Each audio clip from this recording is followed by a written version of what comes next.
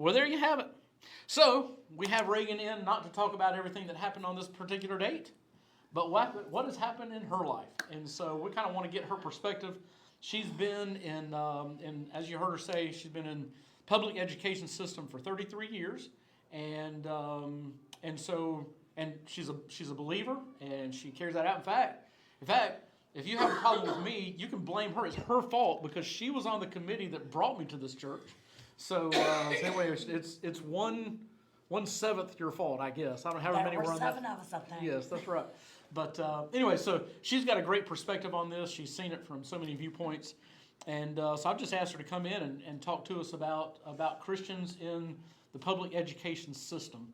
And of course that, you're talking about teachers and administrators and all those kinds of things. And so just want her to come in and tell her story. You'll have a chance to ask questions if time permits by the time it's all over with. And so kind of want to hear your story, Reagan. So just kind of tell us, I guess, just a little bit about you, first of all, your background, and where you're from. You from here? Are you from Savannah? Yes, Okay. I am a product of Savannah Chatham County Public Schools. So you went to And public school? I did. Okay, so I did too. All right, go ahead. Yeah, and then I ended up going to private school for high school. I graduated from Calvary. I was the child that was raised in church and was a Christian and just always knew I was going to be a teacher from little on. I used to line up my dolls and, pass out papers and grade them and all of that. And I just loved children, and I decided to become a teacher. And I've taught, I think, as of now, every grade level except seniors. So I've worked with pre-K all the way up to middle school and high school. And it's interesting, your Christian beliefs, how they're shared at those different levels. Like I say, I am from Savannah, and I've taught at Windsor Elementary, which I know y'all are familiar with. I've taught at Georgetown Elementary, the STEM Academy, which was right across the street, which our church does a lot of connection with. And then I've done a lot of the summer programs through Chatham County, working with the high schoolers. And so you just retired, right? Recently? I did retire from Sort of, public sort of, education, but yeah. I went back, and I'm actually at a private school. And it's kind of refreshing because we actually pray and everything publicly together. So, Okay. but I miss the public education a bit. So now she's at private school. She's not employed by the public school anymore, so she can tell it all. All right. So anything that any questions y'all might have, she doesn't have to hold anything back. If she doesn't want to, I guess that's going to be totally up to her. And that's the thing, here's the funny thing. Now that we're off on that, now that I'm off on that, I'm always wondering about these podcasts because you and I don't have anything scripted, okay? No. I told you some things that we might be talking about. We don't have anything scripted, so I have no, and y'all know Reagan. Who knows where this conversation is going to go, right? So anyway. All right, so tell us then, I'm looking for your perspective. You really have, it's almost like three circles when you're talking about Christians in public education, because you have your experience, your own personal experience, which you have a lot of, okay? And so I'm sure you've come across some good things and bad things in terms of expressions of your faith in the public school setting. You have your experiences, and then you probably have, I would guess, that you would have knowledge of what goes on in this area, okay? Because you know a lot of people after 33 years, and you hear a lot of things.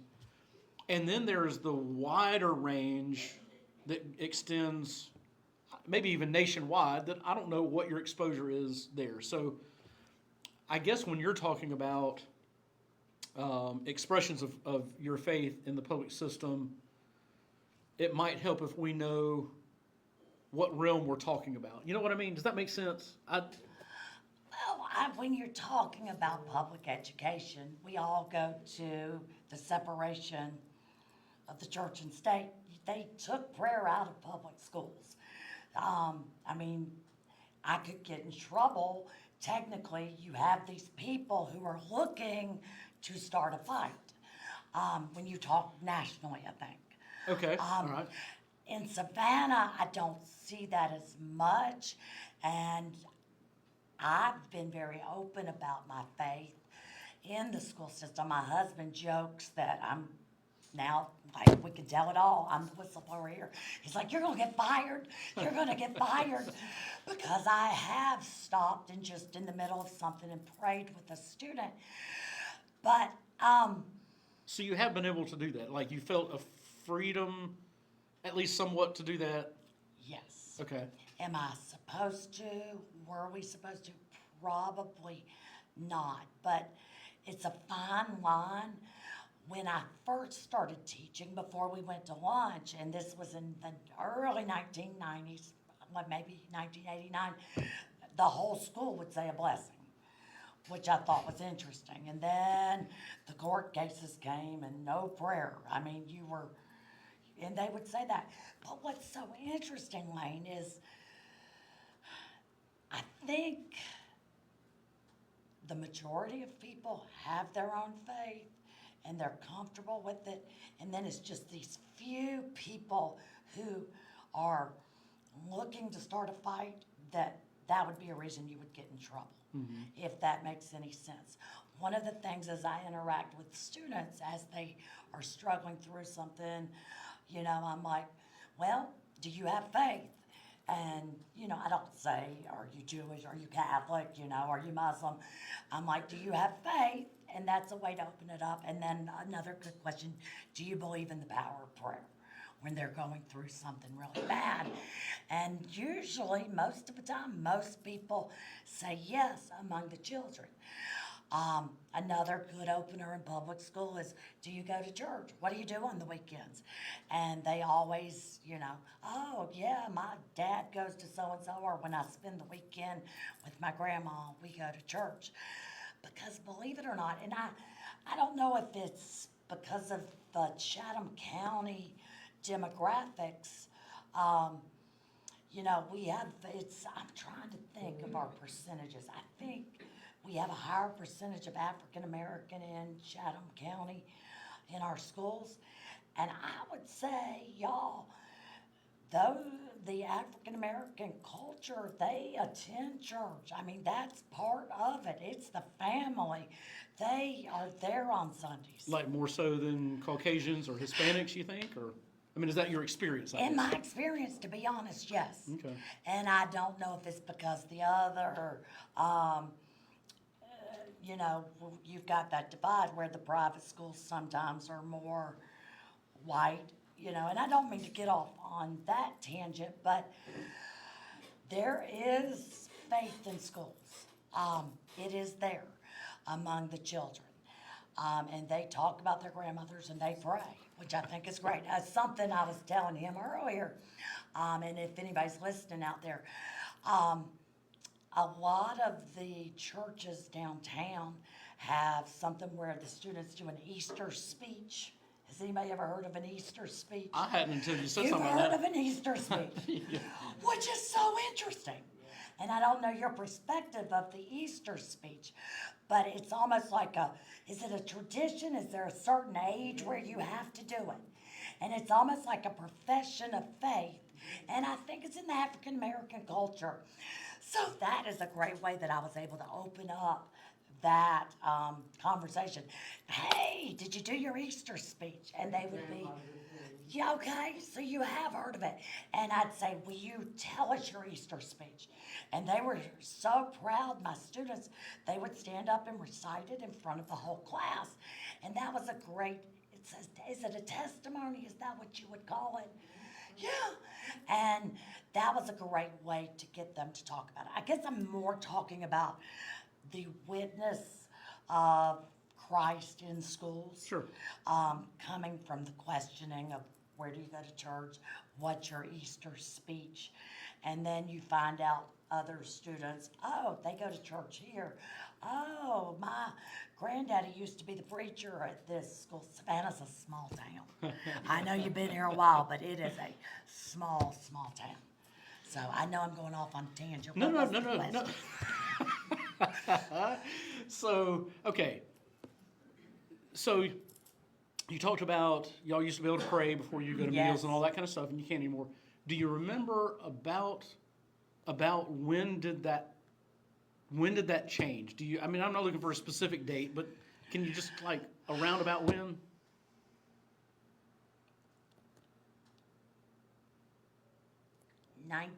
1996-ish. Okay, all right.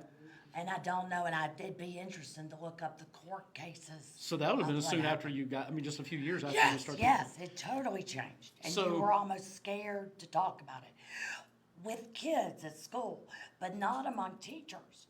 When we would have teacher meetings or teacher breakfast, we'd always start them off with prayer.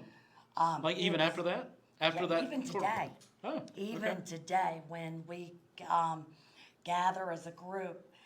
And it's the great thing about Chatham County is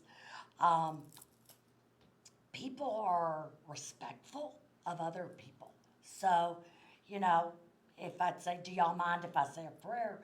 You're able to say a prayer and people welcome it. There may be some people in the back rolling their eyes, I don't know, but it's a cultural thing in Savannah, Chatham, where you do say a prayer. Our mayor, he says prayers at things.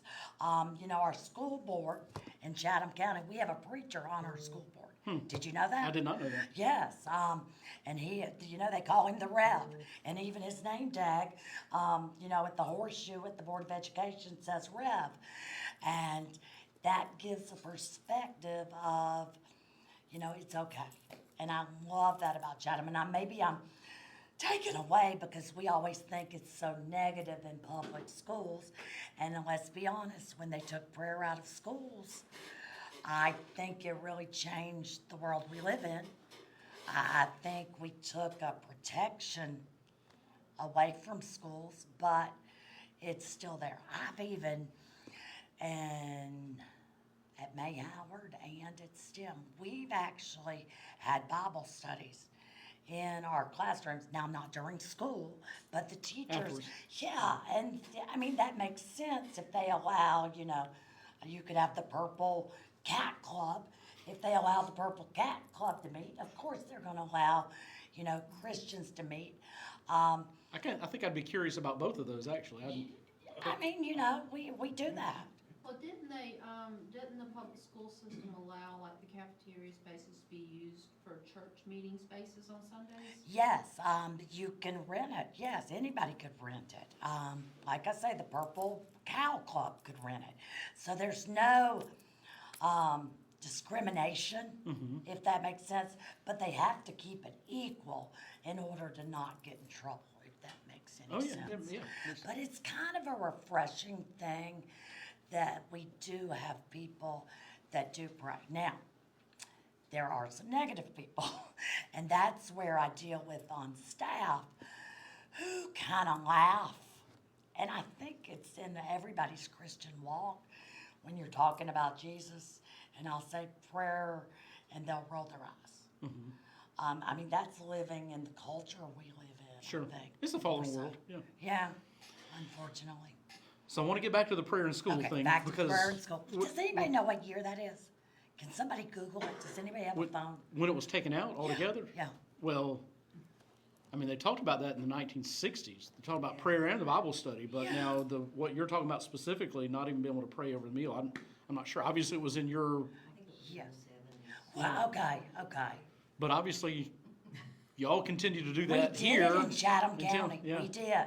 And so I wonder, you talk about the openness toward that. I wonder if, well, maybe you can, I haven't done this for a long time. With Savannah being a destination city, which of course includes tourism, but now you've got the Hyundai plant and it's been growing for a while. More and more people are moving here.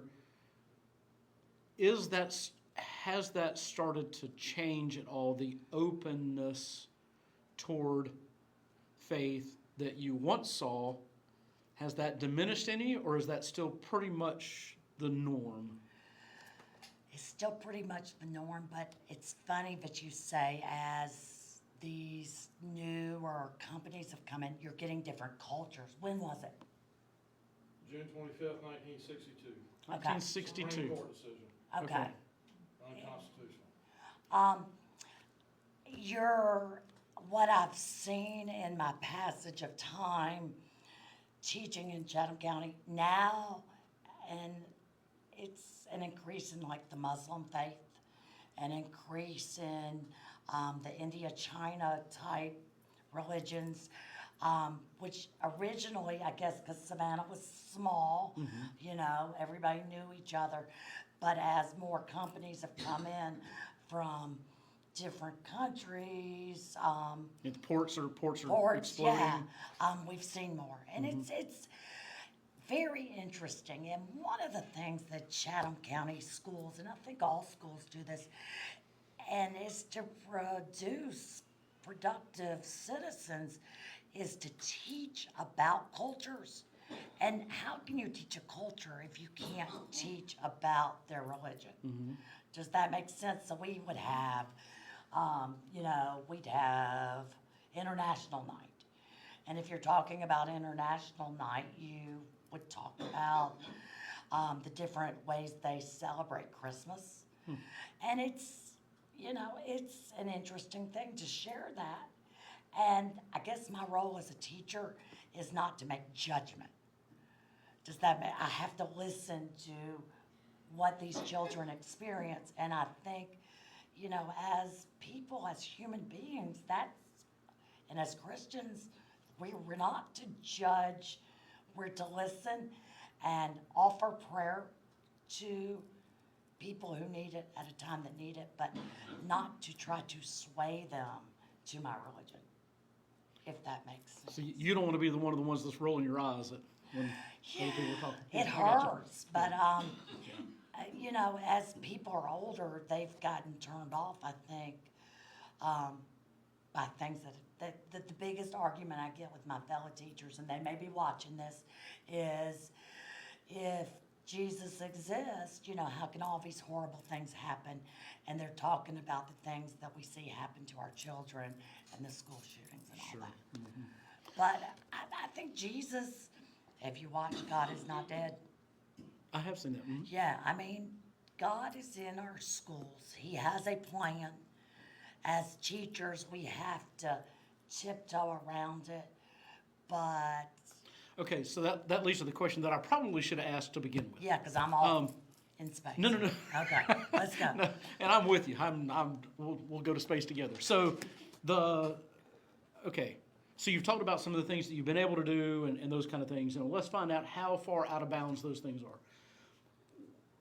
In as quickly as possible, to summarize that we can understand, what is allowed and what is not allowed? Like, if we were to follow the letter of the law, what is it that you are supposed to be able to do, and what is it that you cannot do? Do you know? I mean, is there a way to say that in a few minutes? I don't know if that's even a fair question to ask. I can't lead students in prayer. I can't prophesy with the students. I can't, like I say, try to persuade them towards my faith. Okay. I can love them. I can lead by example. I can tell them about my experiences. Really? I didn't know. I thought I didn't know if maybe you were supposed to just be silent completely on the subject at all. No, and you know, all schools in Chatham County in the mornings, you know, we still do the Pledge of Allegiance, and then we always have a moment of silence. And I don't pray out loud, but I tell my students, y'all need to be quiet. This is my prayer time, and I'm praying for you and for what's happening today. So they know I'm praying, which I want them to see, and I want them to model that. Now I don't say who I'm praying to. And when I do prayers like blessings and things, I always make sure to say Father or God, just because I don't want to say to offend, because I have a lot of Jewish students. And you know, you don't want to say Jesus died on the cross because I don't want to offend anybody. because that's not my job as a teacher. My job is to love you and to lead by example. My job, parents' job, is to get their children into church and to discuss those things. Now, if a child wants to come ask me about it, I can talk to them, but I can't initiate the conversation. Does So that make sense? if you invoke the name of Jesus in your prayer, would you get in trouble for that? No, You you okay. wouldn't get in trouble. Okay. I That's might good. offend some people. Sure, sure. And like I say, my husband would say, you're gonna get fired. Technically, somebody could do something. I think that God has been good to me. And you know, God already has the plan. He knows what's gonna happen. But legally, I probably could have gotten in trouble. Okay.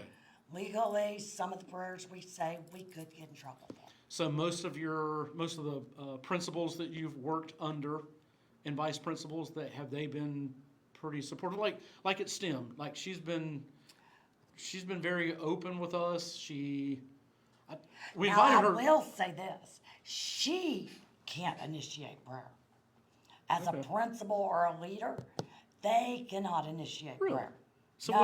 I wonder what the difference is with the people but, who made that rule. But if somebody, and that's just what people, she's like, well, I can't do the prayer, but if you want to start the prayer, or if somebody comes in and they start the prayer, they can. Kind of, I guess, like me in my classroom, she's in charge of all of us, so she can't. And in my classroom, I'm in charge of all of the kids, so I can't. But if they bring it up and talk about it, you can. But I've also got to give that equal time to my child who is Jewish and ask, oh, you were out for this holiday. Tell the class about this holiday. What did you do? I've also got to care for my student who is doing a fast. And I'm not sure, I should know my religions better because it's so interesting what these children have. But I mean, I literally had a student who could not eat because that was his religion. And I embrace that and I want to hear about it. And then I say, I get it. I'm a Christian and I believe things and do things my way, like you're doing things your way. I'm not going to say, my religion's a lot better. We can eat. Yeah, I was Come about on to over. You can't do that. And by the way, she told me about this before. We're not talking about a kid who can't eat ever. It was just a limited amount of time. Yeah, and it's so fascinating to hear about all of these different religions, and they did. And I think it was like from sundown to something. Sunup. Yeah, that was the church, but this one was Ramadan or something.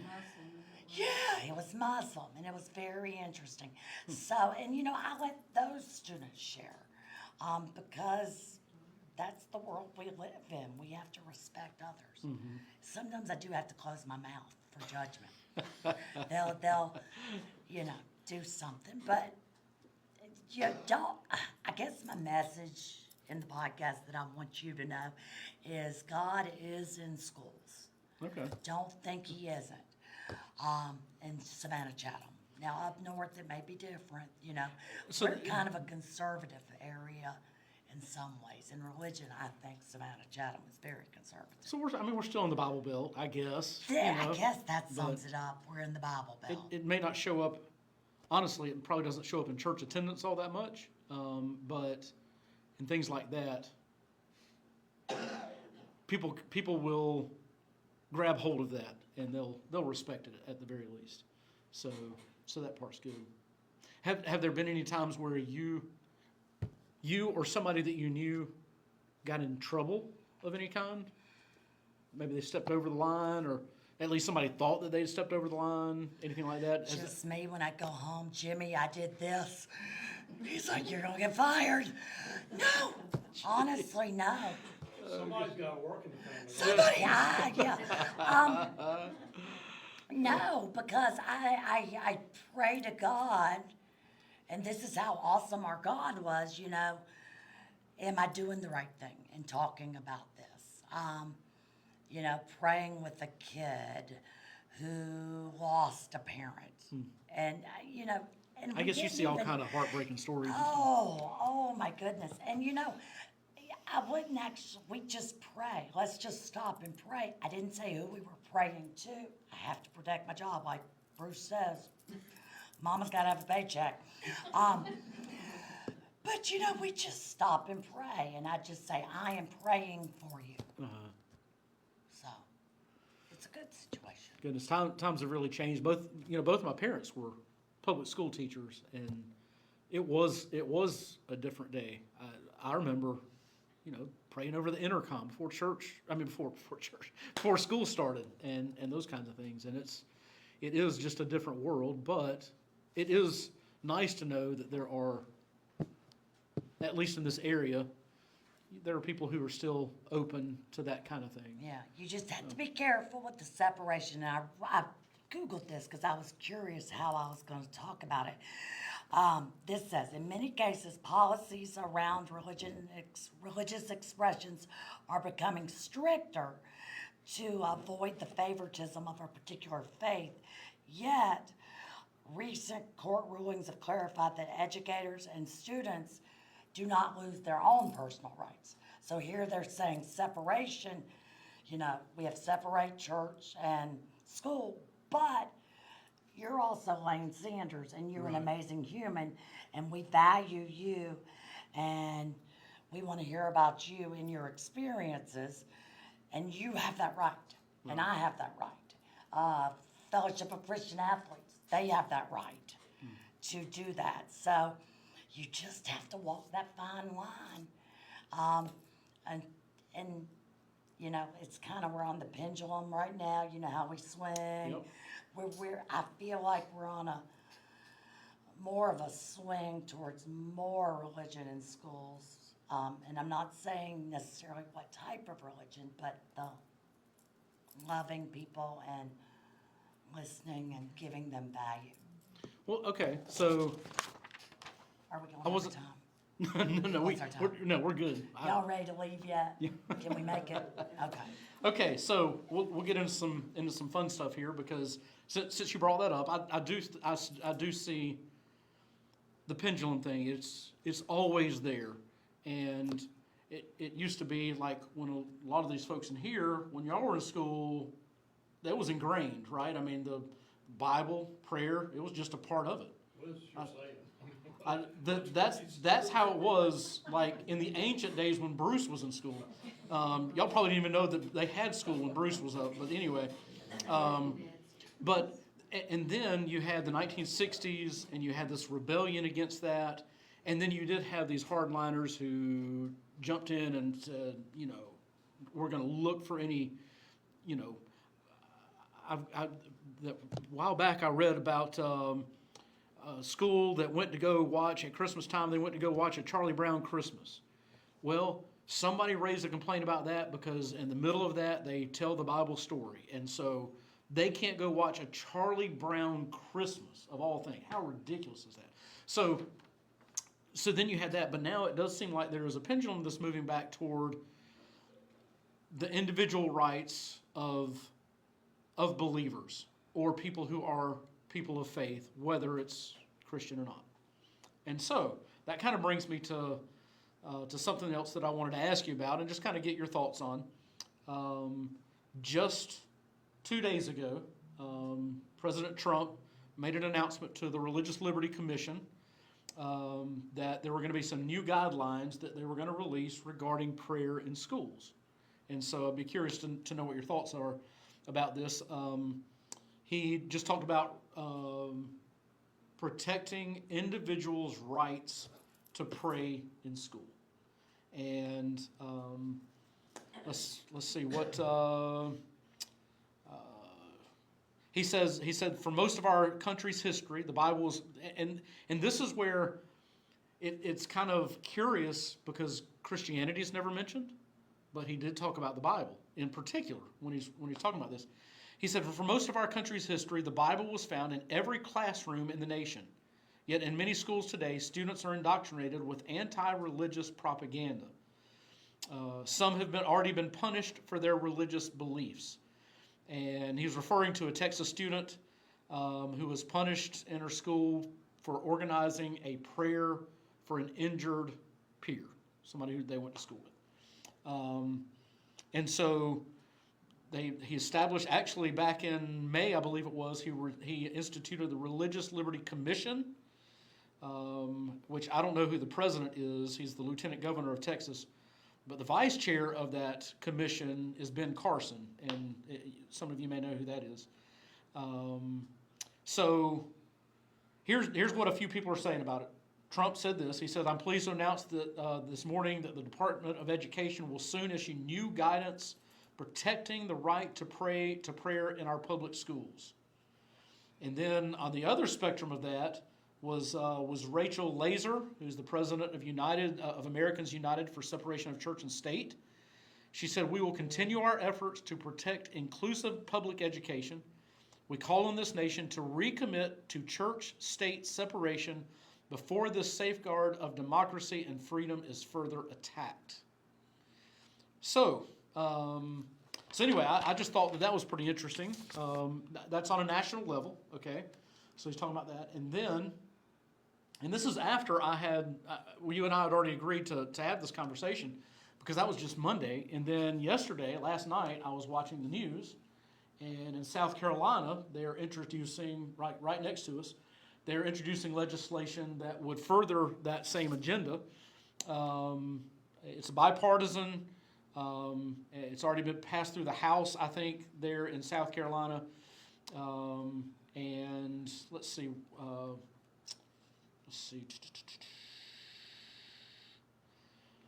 trying to think of what I should have outlined the part that I wanted to read here. The person who introduced this law said it's one of the few bills that's been out there that actually protects students. It allows them, if they want to pray, that they can pray. It's not a mandated prayer. But then on the other end of that, somebody from the American Civil Liberties Union says that it infringes upon the religious rights of students. He said this: "The First Amendment sets forth the separation of church and state." Is that really true? I don't read separation of church and state in the First Amendment at all. But anyway, that's what he said. "And that includes our public schools by allowing religious messages or religious prayer at school events. We are infringing upon students' religious liberty. I think this bill is more of the same from far-right legislators who want to push Christianity into our public schools." All right? So there's people on both sides of these issues and all that kind of stuff. You've lived through it. You've been there. We haven't talked about this before, so I'm not asking you to try to guess what I want you to tell the people. I just want to know, what are your thoughts on all of this? Because it's at a national level, and now it's hitting right close to home in the state right above us. Thoughts? As a teacher, I think educators need to be who they are. And the song that keeps coming to my mind, Jesus loves the little children, red and yellow, black and white. We are precious in his sight. And I think we need to have prayer in school. But if we open it to one, we open it to the Jewish faith. That's fine. I'd rather have that than say, no, you cannot have any, religion in school. Religion has a place in school, and Jesus would want it that way. And then they can observe. I can't sway you. Right. So I want it. Well, and so I imagine, okay, just looking around, and so we'll say this, and we can't ask those of you who are watching at home and who are watching this as a recording and those kinds of things. We're not able to poll you, I don't guess, I'm sorry. But in here, would you want to see prayer allowed in schools? We'll just say it generally like that. Just raise your hand if you would like to see prayer allowed in schools. Okay, all right. So that's fair, and that is what I assumed I would see. But we also have to got to think through that, okay? And I'm not saying that it's wrong, but I think we got to think through that, because let me put some feet to what Reagan is saying, because she's right. When we say, most people, in my experience, when we say that we want prayer in schools, we're really saying we want Christian prayer in schools, right? I can't say that. But how do you, in America, if we are based even upon the foundations of this country, you got to understand that if you are going to allow us to pray in Jesus' name, what about the kid who breaks out that mat and lays down on that mat facing east and prays to Muslim God? What about that? Who's up for that? And so the question is you got to, in America, for what America has stood for, I agree with you, and I disagree with what he's saying, with what this guy is saying about infringing upon the rights. That's crazy. Because honestly, I should be telling I should be letting you talk. No, But no, here I go. this But is fun. Let's get in the debate. but secularism back in, I believe, in the early 80s was recognized as an official religion. And so if you're going to allow for secularism, which says we don't want prayer in schools, you also have to allow for Christianity that says we do want it. You got to be able to accommodate all of that, because that is the principle that we're founded upon, is that people have religious freedom.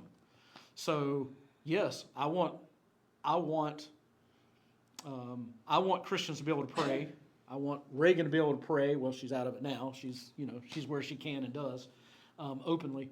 But I also have to keep in mind that wherever I allow that to happen as a Christian, we're also going to be saying it's okay for the Muslim to do it as openly as the Christian does. Does that make sense? Even if you don't agree with it, you hear what I'm saying? Okay. And Is it- that's what Jesus says. We can't judge. It's not our place. And that's what I love about the silent reflection, which I think is what we put in the school which is prayer. We just call it silent reflection. And that way you can pray to your God, because if we are truly the democracy and we are talking about rights, the Muslims should have that right also. They Because- shouldn't try to convert other people, and a teacher shouldn't try to convert, but they should have that right. And yeah, I may be, in a room, in a Baptist podcast here. You may think ill of me. I pray that it wouldn't, no, I don't. I think kids and their parents, they should be allowed to pray to whoever they want to pray. And if I want my religion in, we have to be equal. And I think we come up with a danger if we do something else. And here's what that is. If we as Christians demand that we want our legislators to only allow Christian prayer, it's because Christianity would be the dominant religion of the time. Well, what happens when Christianity is no longer dominant and we are treated the same way that we would not allow others, to be? I think it'll turn around and go both ways. Yes, ma'am. When you say prayer in school, are you talking about, I think of it two ways. Corporate prayer, where you have somebody at an assembly praying for the entire school. Or individual prayers. No, I don't think, I don't want a Muslim praying or whatever. For Satanic. corporate So- prayer, but is it also fair to, take the other person's side? Would it be fair if they're Muslim? So I think corporate prayer, maybe we shouldn't have. You could just do an in general Individual, thing, if you you had know. infringe on the individual rights. But I think the moment of silence, prayer, you could even call it prayer time. I think, like you said, in 15 years, if the majority of America is Muslim, I don't want to be that person that's going to not be able to practice my freedom. Right. Didn't So- Franklin Graham say something though about 9/11? On the west side, and you stay on the east side. Let the Muslims So real quick, because something we have learned over doing this in here over time is that these microphones don't pick y'all up, and so the people online have no idea what brought this up. But Ann was just talking about, are we talking about corporate prayer or are we talking about individual prayer? And So going back to that, I think what Reagan was saying was not a corporate prayer, at least not prayed out loud, just a time of silence where people can pray individually. And that does seem to be a reasonable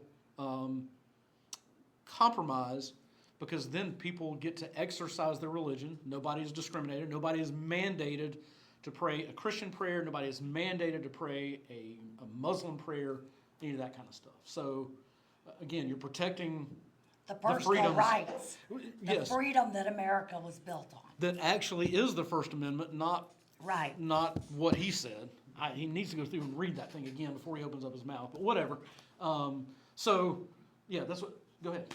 Didn't Franklin Graham say something about after 9/11 occurred and people were getting all up in arms about, different religions having their memorial sites there and want to deny it? Didn't he say something to the effect that we should not deny them their right, because all that's gonna do is set it in motion for our rights to eventually be denied? That's how it always works, yes. And her statement was about Franklin Graham in the aftermath of 9/11. There were people who didn't like other religions setting up their memorials, and Franklin Graham really defended that right of other religions to do that, and as well he should have. Because yes, if you infringe upon one religion's rights, eventually yours will be attacked as well. It's inevitable, so. And y'all, as followers of Jesus Christ, hopefully our light through our actions, they will see that. You know, I don't know what the Quran says about, how to treat other people or about values, but I know as a Christian coming to Sunday school, I learned, don't lie, don't gossip, don't be the person who does ugly things behind people's back. And I think maybe God he might just have a plan there, Lane, for us to be the light and for people to see that. I don't think God's plan is for us to take over the world and deny people freedom. And that's what God said. You have that choice. So, one more question, and if we still have time, then maybe somebody else might have one. But so let's just say that out here, I don't know that anybody in here is going to start teaching anytime soon. I don't know if that's your career goal, laying in front of you. But if there's somebody out there who's watching this and they're either new into profession, or they're thinking about becoming a teacher in public school and those kinds of things, do you have any advice that you would share with them? Especially, yes, go get your education and work hard, but especially in terms of the exercise of their faith. Do you have any words of wisdom that you could give to them? Yeah, that's funny. That was one of the questions I was thinking. We need teachers. If anybody wants to be a teacher, we need you, especially if you're a Christian teacher. Anybody want to start a second career here? Okay, all right. Let your faith show through how you treat children. Wow, isn't that what Jesus said? Like, talking about the kids? Anyway, I'm sorry. Go ahead. Your kindness, your patience, your integrity. Some of those sound like the fruits of the Spirit. You take those into your workplace. Respect the rules of your workplace. If your principal or your boss, and that's what good Christians do, we respect authority. You have to respect that, and let people know Christ through you by how you teach, how you love, and how you interact and form relationships with these students. And they will feel it. And you can be a little crazy like me and pray and, have your teacher buddy down the hall, and we'll stop in the middle of the day if a child gets in trouble, and we'll just join hands and say, you can do that, but don't do that where you can get in trouble. So let God's light shine through you in your love. And they'll know we are Christians by our love, by our love. See, God uses all those songs to help us as we go. And I think if you do that consistently over time, doors will open. You don't have to go in like a bull in a china shop, but those doors will come open. So, okay, we got a couple of minutes. If you're watching online and you can type kind of quick, you can put a comment, a question in the comment section if you'd like to ask Reagan anything. Anybody have any questions in here? I mean, you don't have to have questions, but if you do, we Can got I a couple say minutes. one thing? Yeah, go for it. As community members in Savannah Chatham, y'all can help schools. It doesn't matter which religion you're in. Go to a school and tutor and pray. Y'all, pray a hedge of protection over our schools. You know, if you're not an educator, you still can help our schools. So pray consistently. Take, supplies over. I know our church, they host breakfast for the teachers. Just a word of encouragement. If you see a teacher out in the store, thank you for what you do. Volunteer. If you don't have time, it's okay. Send in, something. Send in a snack. Drop off paper towels. Schools can always use paper towels and dry erase markers. Wow, that's Estella, I funny. know you would know some more things, but y'all have to support the teachers, and they feel your prayers, and they feel that support. And keep it positive. And if you want to walk around the school and pray, do it. If you happen to go to a meeting at a school, pray. You may want to talk with the principal first, or they might think you're psycho, but yes, that's a good idea to walk around and pray. So, Yeah. anybody got any questions? I mean, I started out in daycare when the baby in the baby room.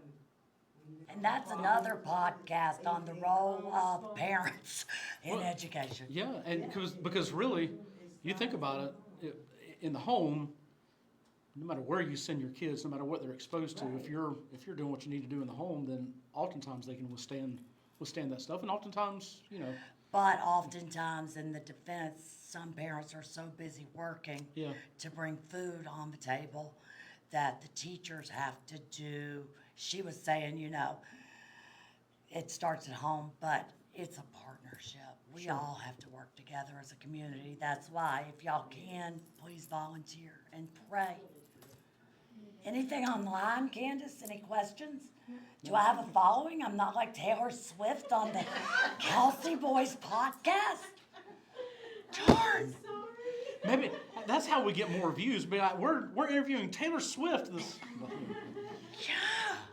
All right, well, Reagan, thank you for your time. I appreciate your insights, and thank you all for being in here tonight. Thank you for watching with us online. Let's go to God. We can pray here no matter what. We pray out loud, so that's what we're gonna do, and then we'll be on our way. God, I thank you for Reagan and her willingness to come and share her experiences with us, and I just thank you that you used her as a light for 33 years in schools around this county. What a great need. So many kids that come in and they have home lives that are a wreck, or they're going through personal experiences with friends or boyfriends and girlfriends, and just so much mess, and they bring that into the schools, and I thank you for Reagan and teachers like her that are able to really love on them, and in whatever way that they're able to, whatever way that they possibly can, they're able to share that faith and that strength and that comfort, and pray that would continue. I pray for more Christian educators to flood the school systems. We're not trying to do an overthrow or a rebellion, but it's just where, in so many cases and instances, it's where the rubber meets the road. So, Lord, I just put it on their hearts, and may they follow you in that. Help our church to always be about reaching the next generation and those who are affecting them, and so help us to be involved in the school systems that are around us, and use us in that way. Thank you for our time together tonight. Thank you for those who are here. Pray that you give them a special blessing as they've carved out time for this. And now help us to be a beacon and a light in wherever you send us this week. In Jesus' name, amen. Amen. All right, thank y'all.